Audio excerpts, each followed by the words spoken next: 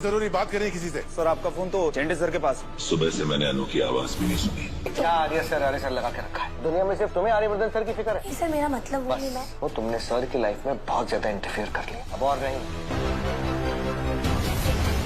तुमसे तुम तक में आर्या की जान खतरे में है। आर्या की फ्लाइट छूटी और ये बहुत अच्छा हुआ। आर्या की फ्लाइट सिर्फ इसलिए छूटी कि आर्या अनु से मिल नहीं पाया था। अगर आर्या उस फ्लाइट से चला जाता लंदन तो उसके ऊपर हो जाता हमला। ऐसे में अब जो है अब जिंदे ने कसम खाई है कि जब तक वो जलंधर का सारा प्लान नहीं जान जाएगा तब तक आर्या जिंदे की परमिशन के बगैर कहीं नहीं आ जा सकता। ये बात जिंदे ने कसम दिलवा ली है आर्या को। और जिंदे ने ये भी कह दिया है कि अगर तुम मेरे हिसाब से नहीं चले आर्या तो मैं अपने आप को गोली मार लूंगा, क्योंकि जलंधर का पहला मकसद है तुम्हें मारना। अगर मैं तुम्हें प्रोटेक्ट नहीं कर पाया तो मैं अपनी ही नजरों में गिर जाऊंगा। अब यहाँ पर जिंदे की वजह से अब आर्या जो है वो घर में अरेस्ट हो चुका है। अपने ही घर में उसे कहीं भी आने जाने से मना कर दिया गया है। उनका फोन भी ले लिया गया है, यानी कि आर्या का फोन भी ले लिया गया है। ऐसे में आर्या बहुत परेशान हो रहा है। उसे अनु से बात करनी है। वो अनु से सुबह से बात नहीं किया है, वो अनु की आवाज नहीं सुना है। तो वही अनु जब ऑफिस जाती है तो उसे आर्या सर नहीं दिख रहे, इसलिए वो जिंदे के पास जाती है। जिंदे जो है वो अनु को डांट देता है और कहता है कि जब से तुम आई हो ना तब से तुम बार बार सिर्फ आर्या सर उनकी लाइफ में इंटरफेयर कर रही हो। अब आर्या सर को तुम भूल जाओ कुछ दिनों के लिए।